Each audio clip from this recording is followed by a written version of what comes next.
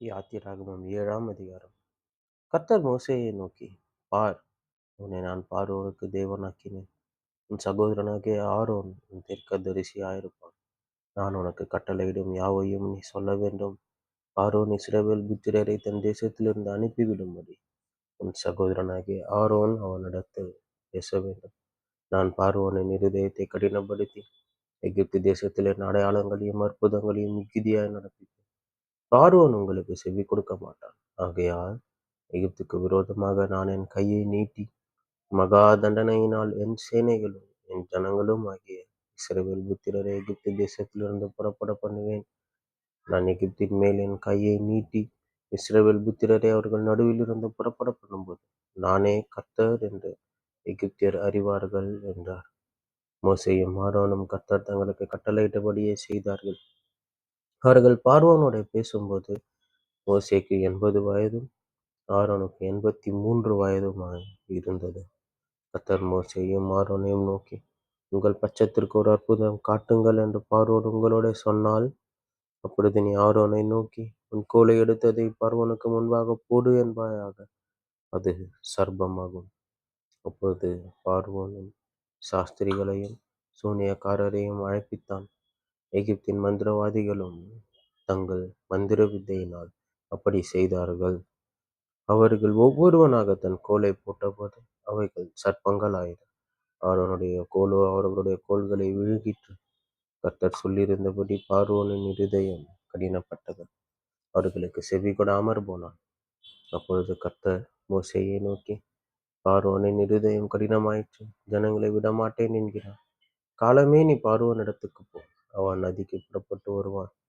நீ அவனுக்கு எதிராக நதி ஓரத்திலே நின்று சர்ப்பமாக மாறின கோலை உன் கையிலே பிடித்து கொண்டு அவனை நோக்கி, வனாந்திரத்தில் எனக்கு ஆராதனை செய்ய என் ஜனங்களை அனுப்பிட வேண்டும் என்று சொல்லும்படி எபிரேயருடைய தேவனாகிய கர்த்தர் என்னை உம்மிடத்துக்கு அனுப்பியும் இதுவரைக்கும் நீர் கேளாமற் போனீர். இதோ என் கையில் இருக்கிற கோலினால் நதியில் இருக்கிற தண்ணீர் மேல் அடிப்பேன். அப்பொழுது அது இரத்தமாய் மாறி நதியில் இருக்கிற மீன்கள் செத்து நதி நாறிப்போம். அப்பொழுது நதியில் இருக்கிற தண்ணீரை எகிப்தியர் குடிக்க கூடாமல் அரோசிப்பார்கள். இதனால் நானே கர்த்தர் என்பதை அறிந்து கொள்வாய் என்று கர்த்தர் சொல்லுகிறார் என்று சொல் என்றார். மேலும் கர்த்தர் மோசேயை நோக்கி, நீ ஆரோனிடத்தில் உன் கோலை எடுத்துக்கொண்டு எகிப்தின் நீர்நிலைகளாகிய அவர்கள் வாய்க்கால்கள் மேலும் நதிகள் மேலும் குளங்கள் மேலும் தண்ணீர் இருக்கிற எல்லா இடங்கள் மேலும் அவைகள் இரத்தமாகும்படி உன் கையை நீட்டு. அப்பொழுது எகிப்து தேசம் எங்கும் மரப்பாத்திரங்களிலும் கற்பாத்திரங்களிலும் இரத்தம் உண்டாயிருக்கும் என்று சொல் என்றார். கர்த்தர் கட்டளையிட்டபடி மோசேயும் ஆரோனும் செய்தார்கள். பார்வோனுடைய கண்களுக்கு முன்பாகவும் அவன் ஊழியக்காரரின் கண்களுக்கு முன்பாகவும் கோலை ஓங்கி நதியில் உள்ள தண்ணீரை அடிக்க நதியில் உள்ள தண்ணீரெல்லாம் இரத்தமாய் மாறி போயிற்று. நதியின் மீன்கள் செத்து நதி நாறி போயிற்று. நதியின் தண்ணீரை குடிக்க எகிப்தியருக்கு கூடாமற் போயிற்று. எகிப்து தேசம் எங்கும் இரத்தமாயிருந்தது. எகிப்தின் மந்திரவாதிகளும் தங்கள் மந்திர வித்தையினால் அப்படி செய்தார்கள். கர்த்தர் சொல்லியிருந்தபடி பார்வோனின் இருதயம் கடினப்பட்டது. அவர்களுக்கு செவிகொடாமற் போனான். பார்வோன் இதயம் சிந்தியாமல் தன் வீட்டிற்கு திரும்பி போனான். நதியின் தண்ணீர் குடிக்க உதவாதபடியால் குடிக்கத்தக்க தண்ணீருக்காக எகிப்தியர் எல்லாரும் நதி ஓரத்தில் ஊற்று தோண்டினார்கள். கர்த்தர் நதியை அடித்து 7 நாள் ஆயிற்று. யாத்திராகமம் 8ஆம் அதிகாரம். அப்பொழுது கர்த்தர் மோசேயை நோக்கி, நீ பார்வோனிடத்தில் போய் எனக்கு ஆராதனை செய்ய என் ஜனங்களை அனுப்பிவிடு. நீ அவர்களை அனுப்பிவிட மாட்டேன் என்பாயாக. உன் எல்லை அடங்களையும் தவளைகளால் வாதிப்பேன். நதி தவளைகளை திரளாய் பிறப்பிக்கும். அவைகள் உன் வீட்டிலும் உன் படுக்கை அறையிலும் உன் மஞ்சத்தின் மேலும் உன் ஊழியக்காரர் வீடுகளிலும் உன் ஜனங்களிடத்திலும் உன் அடுப்புகளிலும் பிசைகிற உன் தொட்டிகளிலும் வந்து ஏறும். அந்த தவளைகள் உன்மேலும் உன் ஜனங்கள் மேலும் உன் ஊழியக்காரர் எல்லார் மேலும் வந்து ஏறும் என்று கர்த்தர் சொல்லுகிறார் என்று சொல் என்றார். பின்னும் கர்த்தர் மோசேயினிடத்தில், நீ ஆரோனை நோக்கி, நீ உன் கையில் இருக்கிற கோலை நதிகள் மேலும் வாய்க்கால்கள் மேலும் குளங்கள் மேலும் நீட்டி எகிப்து தேசத்தின் மேல் தவளைகள் வரும்படி செய் என்று சொல் என்றார். அப்படியே ஆரோன் தன் கையை எகிப்தில் உள்ள தண்ணீர்கள் மேல் நீட்டினான். அப்பொழுது தவளைகள் வந்து எகிப்து தேசத்தை மூடிக்கொண்டது. மந்திரவாதிகளும் தங்கள் மந்திர வித்தையினால் அப்படி செய்து எகிப்து தேசத்தின் மேல் தவளைகளை வரப்பண்ணினார்கள். பார்வோன் மோசேயையும் ஆரோனையும் அழைப்பித்து, அந்த தவளைகள் என்னையும் என் ஜனங்களையும் விட்டு நீங்கும்படி கர்த்தரை நோக்கி வேண்டிக் கொள்ளுங்கள். கர்த்தருக்கு பலியிடும்படி ஜனங்களை போக விடுவேன் என்றான். அப்பொழுது மோசே பார்வோனை நோக்கி, தவளைகள் நதியில் மாத்திரம் இருக்கத்தக்கதாய் அவைகளை உம்மிடத்திலும் உம்முடைய வீட்டிலும் இல்லாமல் ஒழிந்து போகும்படி செய்ய உமக்காகவும் உம்முடைய ஊழியக்காரருக்காகவும் உம்முடைய ஜனங்களுக்காகவும் நான் விண்ணப்பம் பண்ண வேண்டிய காலத்தை குறிக்கும் மேன்மை உமக்கே இருப்பதாக என்றான். அதற்கு அவன், நாளைக்கே என்றான். அப்பொழுது இவன், எங்கள் தேவனாகிய கர்த்தருக்கு ஒப்பானவர் இல்லை என்பதை நீர் அறியும்படிக்கு உம்முடைய வார்த்தையின்படி ஆகக் கடவது. தவளைகள் உம்மையும் உம்முடைய வீட்டையும் உம்முடைய ஊழியக்காரரையும் உம்முடைய ஜனங்களையும் விட்டு நீங்கி நதியில் மாத்திரம் இருக்கும் என்றான். மோசேயும் ஆரோனும் பார்வோனை விட்டு புறப்பட்டார்கள். பார்வோனுக்கு விரோதமாக வரப்பண்ணின தவளைகள் நிமித்தம் மோசே கர்த்தரை நோக்கி கூப்பிட்டான். கர்த்தர் மோசேயின் சொற்படி செய்தார். வீடுகளிலும் முற்றங்களிலும் வயல்களிலும் இருந்த தவளைகள் செத்து போயிற்று. அவைகள் குவியல் குவியலாக சேர்த்தார்கள். அதனால் பூமி எங்கும் நாற்றம் எடுத்தது.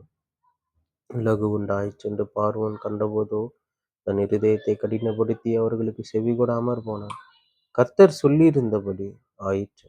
அப்பொழுது கர்த்தர் மோசேயினிடத்தில், நீ ஆரோனை நோக்கி உன் கோலை நீட்டி பூமியின் புழுதியின் மேல் அடி, அப்பொழுது அது எகிப்து தேசம் எங்கும் பெண்களாய் போம் என்று சொல் என்றார். அப்படியே செய்தார்கள். ஆரோன் தன் கையில் இருந்த தன் கோலை நீட்டி பூமியின் புழுதியின் மேல் அடித்தான். அப்பொழுது அது மனிதர் மேலும் மிருக ஜீவன்கள் மேலும் பெண்களாய் எகிப்து தேசம் எங்கும் பூமியின் புழுதியெல்லாம் பெண்களாயிற்று. மந்திரவாதிகளும் தங்கள் மந்திர வித்தையினால் பெண்களை பிறக்கும்படி பிரயத்தனம் செய்தார்கள். செய்தும் அவர்களால் கூடாமற் போயிற்று. பெண்கள் மனிதர் மேலும் மிருக ஜீவன்கள் மேலும் இருந்தது. அப்பொழுது மந்திரவாதிகள் பார்வோனை நோக்கி, இது தேவனுடைய விரல் என்றார்கள். ஆனாலும் கர்த்தர் சொல்லியிருந்தபடி பார்வோனுடைய இருதயம் கடினப்பட்டது. அவர்களுக்கு செவி கொடாமற் போனான். அப்பொழுது கர்த்தர் மோசேயை நோக்கி, நாளை அதிகாலமே நீ எழுந்து போய் பார்வோன் நதிக்கு புறப்பட்டு வரும்போது அவனுக்கு முன்பாக நின்று எனக்கு ஆராதனை செய்யும்படி என் ஜனங்களை போகவிடு. என் ஜனங்களை போக விடாயாகில் நான் உன்மேலும் உன் ஊழியக்காரர் மேலும் உன் ஜனங்கள் மேலும் உன் வீடுகள் மேலும் சகலவித வண்டுகளை அனுப்புவேன். எகிப்தியர் வீடுகளும் அவர்கள் இருக்கிற தேசமும் அந்த வண்டுகளால் நிறையும். பூமியின் நடுவில் நானே கர்த்தர் என்பதை நீ அறியும்படி என் ஜனங்கள் இருக்கிற கோசேன் நாட்டில் அந்நாளிலே வண்டுகள் வராதபடிக்கு அந்த நாட்டை விசேஷப்படுத்தி என் ஜனங்களுக்கும் உன் ஜனங்களுக்கும் வித்தியாசம் உண்டாகும்படி செய்வேன். இந்த அடையாளம் நாளைக்கு உண்டாகும் என்று கர்த்தர் சொல்லுகிறார் என்று சொல் என்றார். அப்படியே கர்த்தர் செய்தார். மகா திரளான வண்டு ஜாதிகள் பார்வோன் வீட்டிலும் அவன் ஊழியக்காரர் வீடுகளிலும் எகிப்து தேசம் முழுவதிலும் வந்தது. வண்டுகளினாலே தேசம் கெட்டு போயிற்று. அப்பொழுது பார்வோன் மோசேயையும் ஆரோனையும் அழைப்பித்து, நீங்கள் போய் உங்கள் தேவனுக்கு தேசத்திலே தானே பலியிடுங்கள் என்றான். அதற்கு மோசே, அப்படி செய்யத்தகாது. எங்கள் தேவனாகிய கர்த்தருக்கு நாங்கள் எகிப்தியருடைய அருவருப்பை பலியிடுகிறதா இருக்குமே. எகிப்தியருடைய அருவருப்பை நாங்கள் அவர்கள் கண்களுக்கு முன்பாக பலியிட்டால் எங்களை கல்லெறிவார்கள் அல்லவா? நாங்கள் வனாந்திரத்தில் 3 நாள் பிரயாணம் போய் உங்கள் தேவனாகிய கர்த்தர் எங்களுக்கு விதிக்கிறபடியே அவருக்கு பலியிடுவோம் என்றான். அப்பொழுது பார்வோன், நீங்கள் உங்கள் தேவனாகிய கர்த்தருக்கு வனாந்திரத்தில் பலியிடும்படி நான் உங்களை போக விடுவேன். ஆனாலும் நீங்கள் அதிக தூரமாய் போக வேண்டாம். எனக்காக வேண்டுதல் செய்யுங்கள் என்றான். அதற்கு மோசே, நான் உம்மை விட்டு புறப்பட்ட பின் நாளைக்கு வண்டுகள் பார்வோனையும் அவன் ஊழியக்காரரையும் அவன் ஜனங்களையும் விட்டு நீங்கும்படி நான் கர்த்தரை நோக்கி வேண்டுதல் செய்வேன். ஆனாலும் கர்த்தருக்கு பலியிடுவதற்கு ஜனங்கள் போக விடாதபடி பார்வோன் நீ வஞ்சனை செய்யாதிருப்பாராக என்றான்.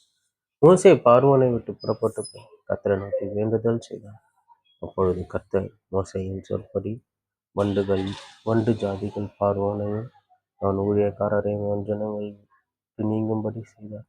ஒன்றாகிலும் மீந்திருக்கவில்லை. பார்வோன் இந்த முறையும் தன் இருதயத்தை கடினப்படுத்தி ஜனங்களை போக விடாதிருந்தான் என்பதே. ஆமேன், ஆமேன்.